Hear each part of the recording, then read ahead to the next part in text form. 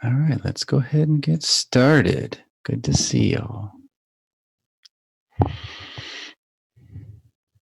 Opening the peripheral vision, relaxing deeply.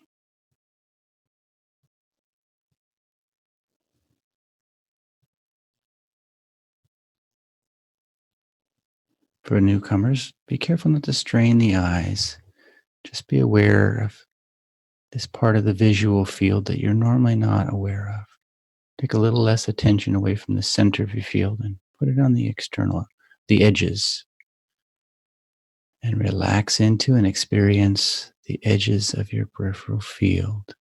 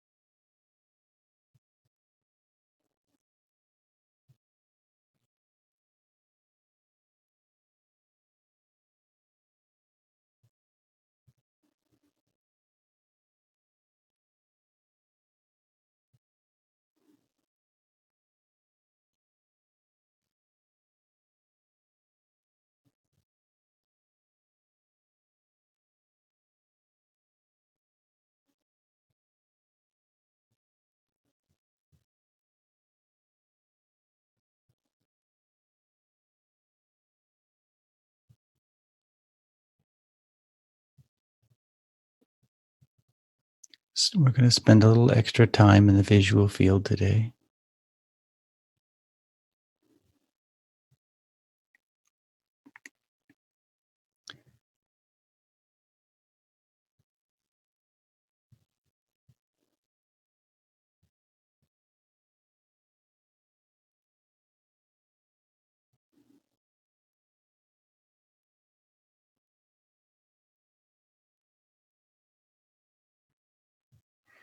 If you have any kind of natural environment nearby, this is something that's good to practice. I find it's very beneficial to do if you have a treed area. What you do is you'll sit with the intention of seeing the entirety of the field in front of you and notice the change or undulation in the visual field. And what you'll notice is that the trees are moving kind of like an ocean, right? And that's, you want to notice all the subtle things. Not to look at a specific tree, but see the totality of the movement of the entire being that is the environment, or that is the visual field in front of you. If you have a grassy field, tall grass, this is another great way to do it. It'll be more obvious with the grass, and that doesn't necessarily mean it's beneficial. Sometimes you can see, just with your focus vision, the grass all moving, but we really want to notice the edges of the totality. That's going to make it so it's practical for you. And by practical, I mean stretching your brain to perceive in ways that you have not been perceiving since you were a baby.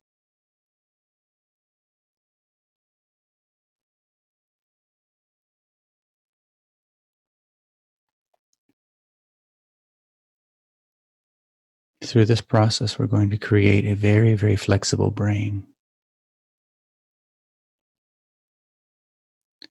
And that starts to bring out a deeper intelligence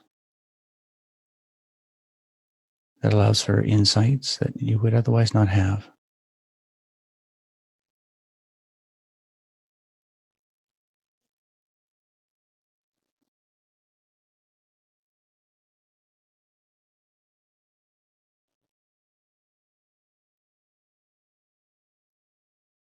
If you practice this in movement, your movement will improve tremendously over time.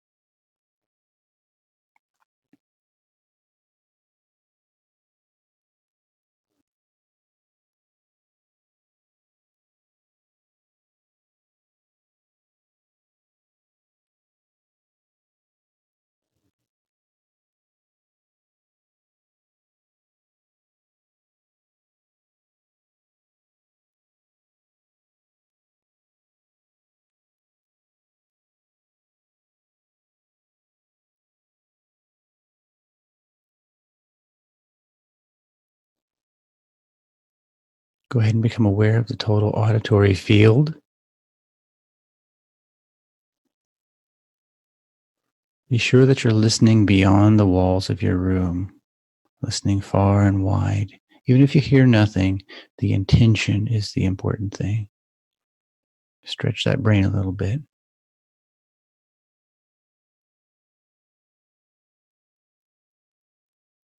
We're turning up the volume of feeling.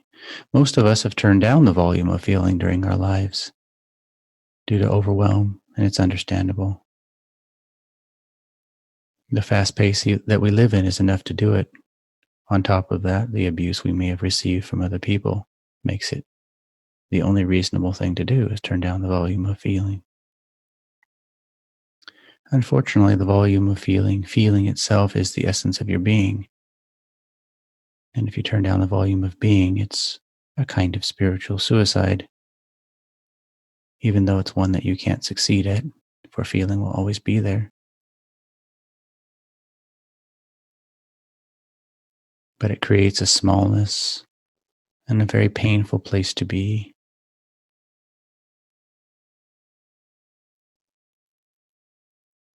So we're relaxing into turning up the volume. If you experience pain just by hearing me say that, accept the pain as a necessity. It's part of your path, and relax into it.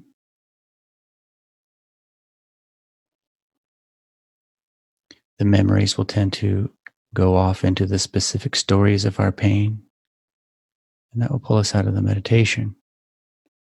Instead, just allow all that stuff to be in the background without focusing on it, without identifying. None of it is actually you, although it has been the stories up till now. The story of your life. But the story of your life is not you, and that's the important thing to know. Listening broad and wide, relaxing into sound, becoming a giant ear. Go ahead and close your eyes and listening vibrantly, almost as if you were that child playing hide and seek, listening to see if your friends are creeping up on you. But be careful not to go into excitement.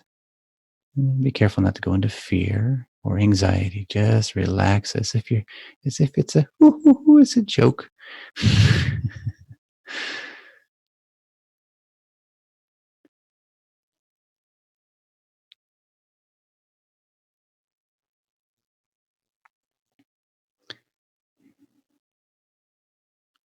And we're going to spend some time with our eyes closed, just listening softly, enjoying.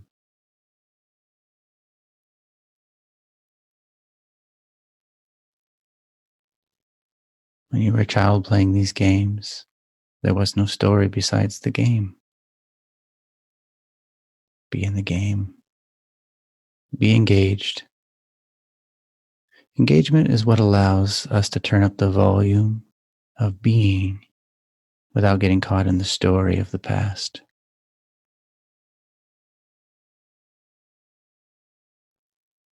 It doesn't matter if we're seeing something, if we're being entertained or not. Be engaged with being. That's the secret.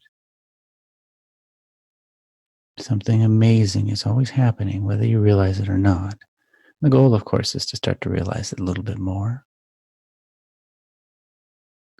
At some point in your meditation practice, you may become aware of the orchestra that is your heartbeat, the pulses throughout. It's like a galaxy or a universe of flickering lights, but these are pulses.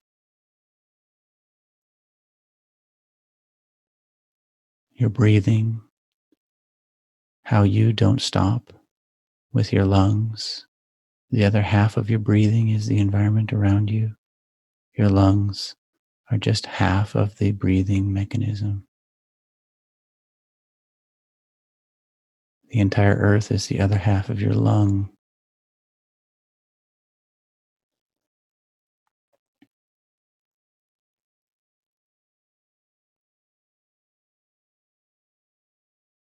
physical organism is but one tiny part of your breathing. For you are the entirety of the earth, at least. It's just a tiny window into the truth of you.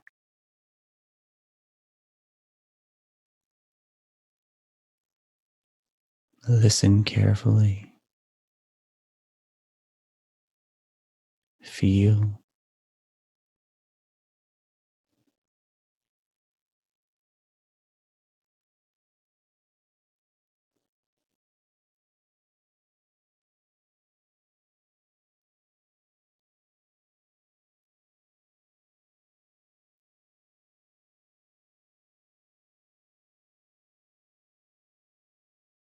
Through listening, you may notice a certain hum that you had not noticed before.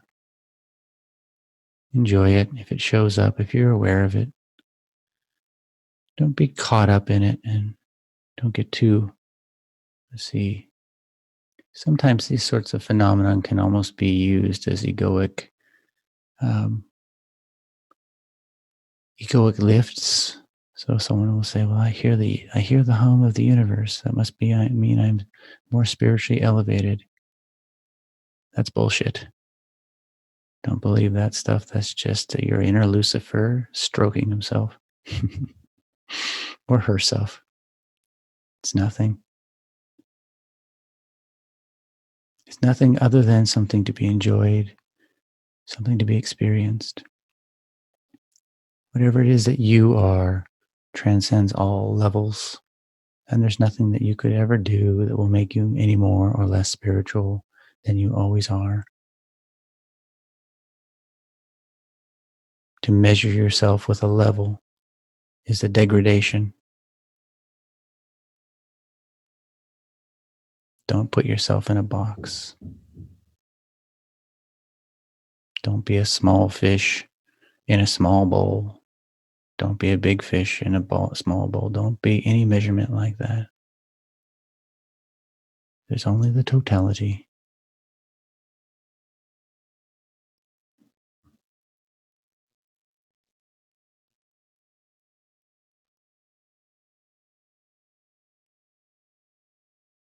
Go ahead and open your eyes.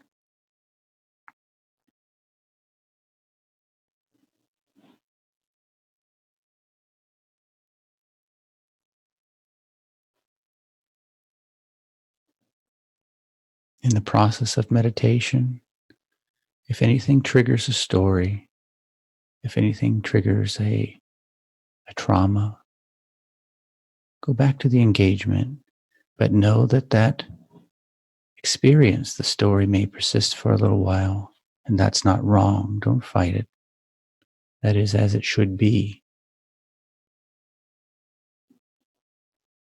It is a momentum that will carry forward for a while.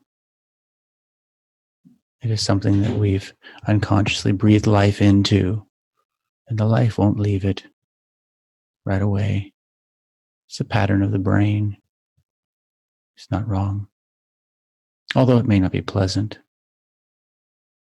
we just soften and we go back to engagement in the senses, feeling, enjoying, being.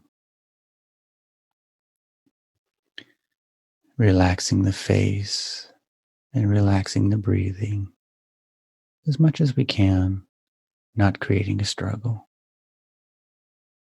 We may notice sometimes that at some point in the process, we start to laugh at the stories that we've experienced, the things that used to cause us trauma.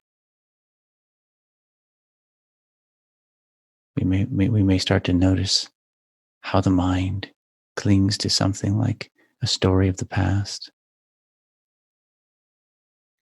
And we might start to notice that the mind is not us, that it's just doing what it does. It's just following its programming. And that starts to become a little bit humorous. And there starts to be a separation between the sense of what we are actually versus what we've believed ourselves to be. And that's what allows that almost enjoyment of the triggering phenomenon. It's where it's like we're watching bacteria growing in a petri dish or some sort of scientific experiment going on. Put two chemicals together, and it explodes, and we're just seeing this thing that's going on that's a miracle in itself. And you might even start playing with intentionally seeing who triggers you. You might, that guy, that story, he always triggers me. I'm going to see if I can go in there and see if he doesn't trigger me this time. It starts to be a game. It's the strangest thing. That may happen for some of you at some point soon. It may have already happened with some of you. It may happen a year or several years from now. It's just planting a seed. This whole thing starts to become kind of a strange game. It's like training in the martial arts. You're telling your teacher to hit you. so you can see how well you deal with it. And it's fun. It's a strange existence we have, isn't it?